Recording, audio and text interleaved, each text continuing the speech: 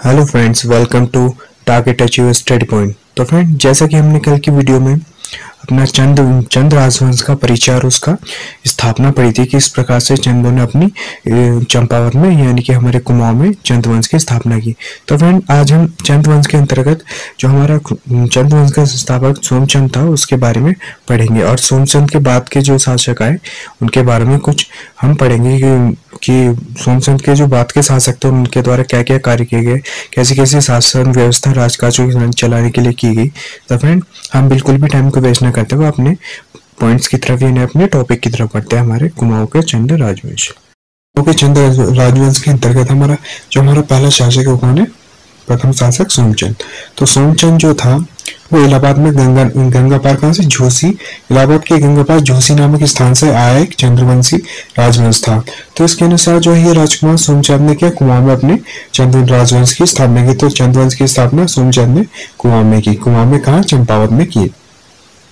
और जो सोमचंद था, सोमचंद अपने क्या जो नए नवनिर्मित किले थे उनके आसपास में राजकाज चलाने के लिए किन किन विद्वानों की नियुक्ति की थी? ब्राह्मण थे, गजकोली, बखैया, विश्वकर्मा, तमोटा, बाजदार एवं बजनी, ये जो थे ये सोमचंद ने राजकाज को चलाने के लिए कुछ प्रमुख विद्वानों की क्या नियुक्ति की थी, जिससे कि उसके शासन व्यवस्था में किसी प्रकार की व्यथा न आए या किसी प्रकार की बाधा न आए। तो इस वजह से क्या सोमचंद ने इन विद्वानों की नियुक्ति की। इसकी ब्राह्मण, गजकोली, बखरिया, विश्वकर्मा, तमोटा, बाजदार आदि की नियुक्ति इसने अपने राजकाज के अंतर्गत की थी।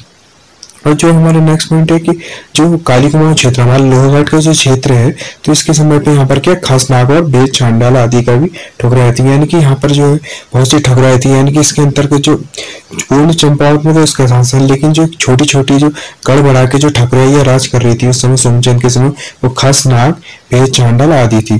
तो ये क्या दो भागों में विभक्त थी। किसमें? दो भागों में विभक्त थी जो ठकुराइयां थी। लेकिन जो सोमचंद ने जिनको इनका देख रेख या इनकी निगरानी रखने के लिए किनकी मेहरा एवं फर्त्याल की नियुक्ति कर रखी। जो हमारे मेहरा और फर्त्याल थे वो उनकी जो किसी प्रकार का हस्तक्षेप की जो राजकाज में ना कर पाए उसके लिए उन्होंने सोमचंद ने मेहरा और फर्त्याल की नियुक्ति कर रखी थी। मेहरा और फर्त्याल लोगों की क्या नियुक्ति इन पर निगरानी रखने के लिए सोमचंद ने कर रखी थी। जो हमारा नेक्स्ट पॉइंट है कि सोमचंद ने जब अपने जो राज्य विस्तार के लिए क्या 4 किलेदार नियुक्ति की। तो सोमचंद जो था उसने अपने राजकाज को पूर्ण रूप से संयुक्त रूप से अच्छे से चलाने के लिए उसने क्या 4 किलेदार नियुक्त किए, जिन्हें क्या कहा उसने, क्या नाम दिया उसने? कार्की, बोरा, जो तड़ागी और चौधरी लोग जो थे उनको क्या उसने सोमचंद ने किलेदार नियुक्त किया। किनको? कार्की, बोरा, तड़ागी और चौधरी लोगों को क्या इसने किलेदार नियुक्ति किया था। ये कहाँ से मूलतः जो हमारे ये चारों लोग थे, ये चारों किलेदार थे, वो हमारे क्या मूलतः नेपाल से बिलोंग करते थे। कहाँ से? नेपाल से आए हुए थे, यानी कि सब क्या नेपाल की जाती थी। कार्की, बोरा, तड़ागी, चौधरी के सब नेपाल से ही थे। और नेक्स्ट पॉइंट है कि जो सोमचंद था, तो सोमचंद ने क्या हम सर्वप्रथम किसको परास्त किया था युद्ध में? जो द्रोणकोट के जो हमारे रावत होते हैं उनको क्या सोमचंद ने परास्त किया था। किसने? द्रोणकोट के रावतों को सर्वप्रथम किसने? सोमचंद ने किसको परास्त किया था? द्रोणकोट के रावतों को सोमचंद ने परास्त किया था। और इसके मंत्री कौन हुआ करते थे? इसके मंत्री उस समय होते थे मेहरा, और जो सेनापति होते थे वो कौन होते थे? फर्त्याल लोग होते थे। वो क्या होते थे? इसके सेनापति और मंत्री। जो उसने अपने शासन के द्वारा मंत्रियों की नियुक्ति करी थी वो क्या कहलाते थे? मेहरा। वो जो मेहरा लोग होते थे उसके सोमचंद के शासन के अंदर मंत्री होते थे। मेहरा जो होते थे मंत्री होते थे और फर्त्याल जो होते थे वो सेनापति होते थे। मेहरा जो हमारे मंत्री थे सोमचंद के शासन के अंतर्गत, वो कहाँ के? कटोलगढ़ के वासी थे। कहाँ के? कटोलगढ़ के वासी थे। जबकि फर्त्याल के सुई के किले यानी कि लोहाघाट राज्य के अंतर्गत ही जो हमारे सुई के किले के निकट जो डुंगरी में रहते थे। तो आजकल जो हमारे डुंगरी वो कहाँ? चमोली के क्षेत्र के अंतर्गत आता। तो कहाँ पे? सुई के किले के निकट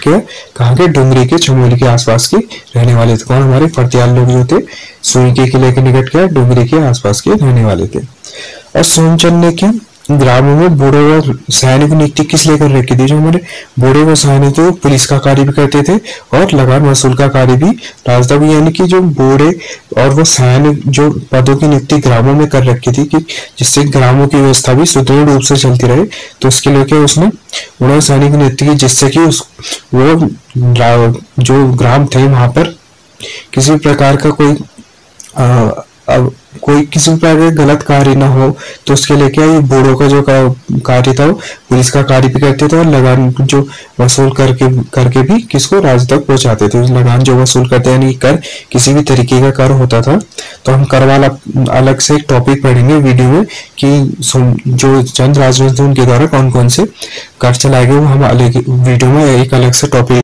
तो जो सोमचंद था वो हमारा क्या मांडलिक राजा था, एक मंडल के अंतर्गत जो शासन करता था मांडलिक राजा। हमारा सोमचंद का एक मांडलिक जो एक मंडल के अंतर्गत शासन करता था। तो डोटी राजा को यह कि राजा को कर दिया करता, सोमचंद जो था हमारा डोटी के राजा को कर दिया। जो डोटी के राजा जो हमारे थे वो पिथौरागढ़ नेपाल की सीमा के अंतर्गत आए थे।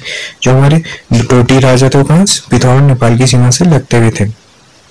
तो हम अपने नेक्स्ट पेज में चलते हैं।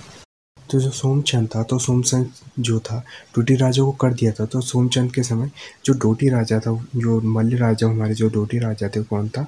जयदेव मल्ल था। जो डोटी जो राजा थे वो क्या मल्ल वंश के थे। किस वंश के थे? वो मल्ल, तो इसलिए मल्ल राजा भी कहलाते थे। तो लेकिन यह क्या यहाँ पर इन्हें किस नाम से रैका राजा है राय राजा कहलाते थे। किस नाम से जाने जाते थे इन्हें? कुआं में रैका राजा है राय राजा। तो डोटी राजा के बारे में जान लेते कि जो प्रारंभिक राजा तो कौन था इनका? डोटी राजा वामदेव था। कौन था? डोटी राजा वामदेव था। तो मल्ल वंश के प्रारंभिक राजा वामदेव ने अपनी श्रीदेवी यानी कि जो हमारा चंपावत है, तो वहाँ पर प्राचीन नदी एक चंपावती बहती थी, उसी के नाम पर क्या अपनी राजधानी का नाम क्या चंपा रखा था। उसने अपनी राजधानी का नाम चंपा रखा था। और जो राजा वामदेव थे उसके द्वारा क्या ध्यानीराव चौमासी सालम व रंगोड़ पट्टी होगा। जो सालम हमारा अल्मोड़ा या पौड़ी क्षेत्र के अंतर्गत के बीच में आता है, उसके सीमा रेखा के अंतर्गत। तो वहाँ पे उसने अपने राज्य में मिलाने का अपने राज्य का विस्तार किया। तो जो प्रथम डोटी राजा था उसने अपने राज्य का विस्तार ध्यानीराव चौमासी सालम व रंगोड़ पट्टियों को मिलाकर किया। यह बहुत ही धर्मात्मा यानी कि धर्म को मानने वाला, संयम रखने वाला और राजनीतिक नीति कुशल पूर्वज था। तथा इसने क्या जागेश्वर में भी कुछ मंदिर बनवाए थे। तो इसने क्या राजा वामदेव ने भी जागेश्वर में कुछ मंदिरों का निर्माण कराया था, यहाँ के वहाँ पे कुछ मंदिर बनवाए थे। अब हमने दूसरे चंद शासक की तरफ चलते हैं कि दूसरा हमारा चंद शासक तो कौन था? आत्मचंद था। तो समाचंद शासक था आत्मचंद। तो सोमचंद के पश्चात जैसे यहाँ पे कत्यूरी वंश का शासन खत्म हो गया, तो सोमचंद की जो कत्यूरी पत्नी थी यानी कत्यूरी रानी से उत्पन्न पुत्र हुआ कौन सा? उसका आत्मचंद, जो गद्दी पर बैठा। क्या सोमचंद के पश्चात कौन गद्दी पर बैठा? आत्मचंद। तो आत्मचंद ने लगभग कितने यहाँ 20 वर्षों शासन किया। कितने? आत्मचंद ने 20 वर्षों तक शासन किया। और आत्मचंद के बाद उसका पुत्र कौन? पूर्णचंद गद्दी पर बैठा। कौन? पूर्णचंद जब गद्दी पर बैठा, तो पूर्णचंद ने लगभग करीबन इसकी प्रस्तावित तिथि या लगभग तिथि जो बता रखी है 1066 से लगभग 1084 के बीच की इसकी तिथि पर। तो इस तिथि के मध्य पूर्णचंद ने यहाँ पर शासन किया कुमाऊं के क्षेत्र चंपावत के अंतर्गत। तो पूर्णचंद के बाद उसका पुत्र कौन आया? नेक्स्ट हमारा शासक है इंद्रचंद। इंद्रचंद जो था पूर्णचंद के उपरांत इसका पुत्र इंद्रचंद सत्ता में आया। इंद्रचंद इसने अपने व्यापार के बारे में या अपने व्यापार बढ़ाना चाहा, अपने राज्य को संबोधित करने के लिए इसने अपने शासन में यहाँ पर क्या रेशम उत्पादन व उससे रेशमी वस्त्र बनाने का कार्यक्रम भी। कहाँ पे? इसने अल्मोड़ा के अंतर्गत, अल्मोड़ा चंपावत क्षेत्र के अंतर्गत अपने राज्य में इसने क्या रेशम उत्पादन और रेशमी वस्त्र बनाने का कार्य प्रारंभ किया। तो उसने क्या रेशम उत्पादों को अपने जो उत्पाद हैं उनको बढ़ावा देने के लिए मैदानी क्षेत्र से क्या पट्टवाई यानी कि रेशम बुनकरों की श्रेणियों को बुलवाया। जो रेशम का कार्य उस समय करते थे उन्हें क्या कहते थे? पट्टवाई। क्या पट्टवाई यानी कि रेशम बुनकरों को कहाँ से? मैदानी क्षेत्र से बुलाया। तो हम अपने नेक्स्ट पेज में चलते हैं। पहले पॉइंट में पढ़ा था कि इसने क्या मैदानी क्षेत्रों से पट्टवा यानी कि रेशम बुनकरों को बुलाया। तो इसने अपने व्यापार को बढ़ाने के लिए क्या नेपाल के मार्ग से चीन से दौत्य यानी कि संबंध व्यापार स्थापित किया। तो व्यापार को किस नाम से? दौत्य संबंध नाम से व्यापार को जानते थे। तो इसने क्या चीन के साथ अपने रेशम के व्यापार को बढ़ाया और अपने राज की वृद्धि के लिए यह सब प्रयास किए। और जो रेशम के व्यापार था वो रेशम के व्यापार उत्पादन से क्या चंद राज्य की श्रीलक्ष्मी यानी कि उसके राजकोष में वृद्धि होने लगी और उसका राज्य का विस्तार होने लगा और उसके राज्य धन में एक यानी कि जो उसका कोष था उसमें धन्य लक्ष्मी की वृद्धि होने लगी। इस तरीके से इंद्र चंद ने अपने शासन को चलाया। तो फ्रेंड कैसी लगी आपको वीडियो? तो वीडियो को अगर अच्छी लगी तो आपको वीडियो तो लाइक और शेयर जरूर करें, कमेंट सेक्शन में जरूर बताएं कि वीडियो आपको कैसे लगी और चैनल को सब्सक्राइब जरूर करें। Thank you.